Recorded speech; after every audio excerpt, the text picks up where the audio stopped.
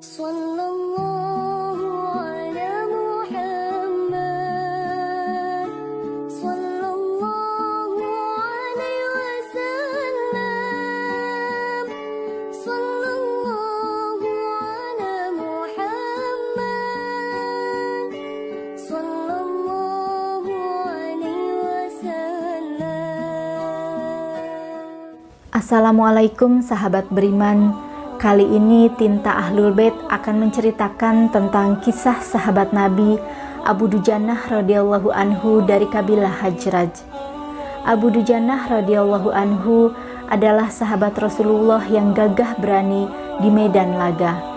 Namun beliau pernah membuat Rasulullah menitikan air mata. Mengapakah? Mari kita ikuti kisah beliau. Abu Dujanah Simak bin Kharasya merupakan salah satu sahabat Nabi Muhammad SAW yang sangat taat pada Allah Subhanahu wa Ta'ala. Pria yang berasal dari kabilah Hajraj ini hidup serba kekurangan. Suatu hari Rasulullah menegur Abu Dujanah karena setiap usai menjalankan ibadah sholat subuh berjamaah, dia langsung pulang ke rumah. Abu Dujanah tak pernah menunggu pembacaan doa yang dipanjatkan Rasulullah selesai. Wahai Abu Dujanah, apakah kamu ini tidak punya permintaan yang perlu kamu sampaikan pada Allah Subhanahu wa Ta'ala sehingga kamu tidak pernah menungguku selesai berdoa? Kenapa kamu buru-buru pulang? Ada apa? Tanya Nabi. Ya Rasulullah, kami punya satu alasan, jawabnya. Apa alasanmu? Coba kamu utarakan, perintah Nabi. Begini ya Rasulullah, rumah kami berdampingan persis dengan rumah seorang laki-laki. Di atas pekarangan rumah milik tetangga kami ini terdapat satu pohon kurma menjulang. Dahannya menjuntai ke rumah kami. Setiap kali ada angin bertiup di malam hari, kurma-kurma tetanggaku tersebut saling berjatuhan, mendarat di rumah kami, kata Abu Dujanah mulai bercerita. Ya Rasul, kami keluarga orang yang tak berpunya. Anakku sering kelaparan, kurang makan. Saat anak-anak kami bangun, apapun yang didapat mereka makan. Oleh karena itu, setelah selesai sholat, kami bergegas segera pulang sebelum anak-anak kami terbangun dari tidurnya. Kami kumpulkan kurma-kurma milik tetangga kami yang berceceran di rumah, lalu kami serahkan kepada pemiliknya. Abu Dujanah melanjutkan, suatu saat dia terlambat pulang ke rumah. Anaknya terbangun dan menemukan kurma tetangga yang jatuh dari pohonnya. Tak menunggu lama, sang anak langsung memakan kurma tersebut. Mata kepala saya sendiri menyaksikan, tampak ia sedang mengunyah kurma basah di dalam mulutnya. Ia habis memungut kurma yang telah jatuh di rumah kami semalam. Mengetahui hal itu, lalu aku masukkan tanganku ke mulut anakku. Aku keluarkan apapun yang ada di sana, jelasnya. Abu Dujanah tak pernah membiarkan anaknya memakan kurma milik orang lain. Dia tak ingin makanan haram itu menyebabkan keluarganya mendapat siksaan pedih di akhirat kelak. Aku katakan, nak, janganlah kau permalukan ayahmu ini di akhirat kelak. Anakku menangis. Kedua pasang kelopak matanya mengalirkan air mata karena sangat kelaparan. Wahai baginda Nabi, aku katakan kembali kepada anakku, hingga nyawamu lepas pun, aku tidak akan rela meninggalkan harta haram dalam perutmu. Seluruh isi perut yang haram itu akan aku keluarkan dan akan aku kembalikan bersama kurma-kurma yang lain kepada pemiliknya yang berhak. Pandangan mata Rasulullah langsung berkaca-kaca mendengar pengakuan Abu Dujanah. Butiran air mata mulianya berderai begitu deras. Rasulullah mulai mencari tahu siapa sebenarnya pemilik pohon kurma yang dimaksud Abu Dujanah. Abu Dujanah pun menjelaskan pohon kurma tersebut milik seorang laki-laki munafik. Tanpa basa-basi, Nabi Muhammad SAW mengundang pemilik pohon kurma.